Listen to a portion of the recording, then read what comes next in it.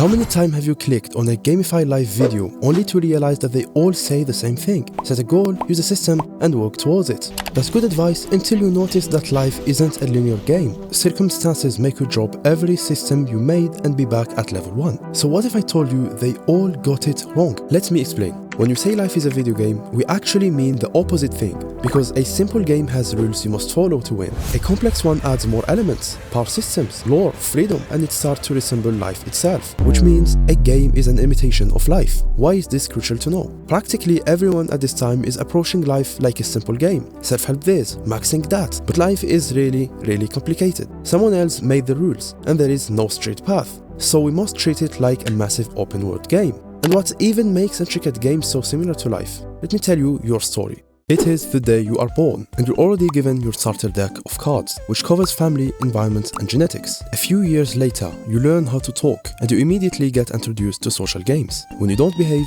you quickly discover the shankla concept, and other kids leave you alone if you don't play fair. As time goes by, your very existence starts taking shape in 3 ways: physical, mental, maybe even spiritual, even though I'd swear the third came from the second. But anyways, the 3 core elements branch up like a skills tree: strength, endurance, flexibility, linguistics, logic, art, philosophy, religion. 40 years old, you start getting really confused. And this is the root of evil: confusion. God forbids you get sucked into some subreddits.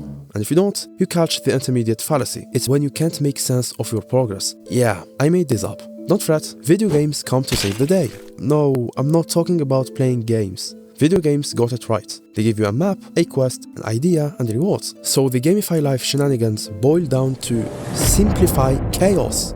And to do that, I'll give you 2 frameworks: anti-abstraction and levels identification. Let's go. I credit the first part to Jean Piaget, a Swiss psychologist, genetic epistemologist. He was obsessed with children.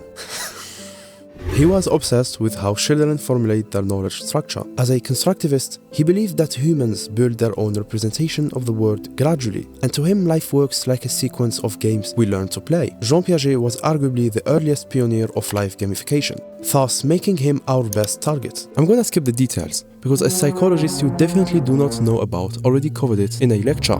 But if you speak Français, you can check this interview with Jean Piaget himself. Aimez-vous les enfants? Je suis père de famille. Let's apply Piagetian deconstruction. A peaceful person tends to be less stressed. Disorder often causes stress, so having orderly routines would help, which means cutting back on decision making, and picking clothes for the next morning counts. Now we figured it out. Matching your socks is the stairway to the gate of eternal peace. Break down the abstract until it becomes action. So far you have the map, and you know where to start. The last item you need is a compass. That's where the comparative method comes in. This made me progress at drawing so fast, my art mentor thought I was pulling some YouTube prank where I am the hidden expert acting like a beginner. Yeah, that's a niche flex. Say, you've been drawing for years, and you were asked, how competent are you? I'm betting $50 you would say, I am an intermediate, but that would be wrong. Anyone can say that, so it's time to unhide the level settings and see where you really are. And to enable it, you have to cut up the skills into macro skills. Art become anatomy, composition, color theory, gesture. Then define the first and last level for each. To do that, take a beginner and a pro and assign them to level 1 and 100. Suddenly, you know exactly what to grind, and you may set weekly milestones you must achieve. In short, pick a skill, identify its elements, define the extremes, and set milestones. Alright, you got the 3 items you need for a quest: a purpose, a map, and a compass. But hold on, I'll give you a speed potion. Here are 4 simple metrics to help you progress fast. 1. Speed. 2. Quality. 3. Accuracy. 4. Repetition. And that's it. All you have to do is apply, apply, and apply. So here is your homework. Cut up 1 abstract goal using the Piagetian framework and write it down in the comments. By the way, the Clarity Machine V2 is out for $20. Links below. Use BASED to get the initial version for free. The Clarity Machine is the system that bridged awareness and action. I won't spoil too much. Make sure to like and subscribe. See you in the next video. Peace.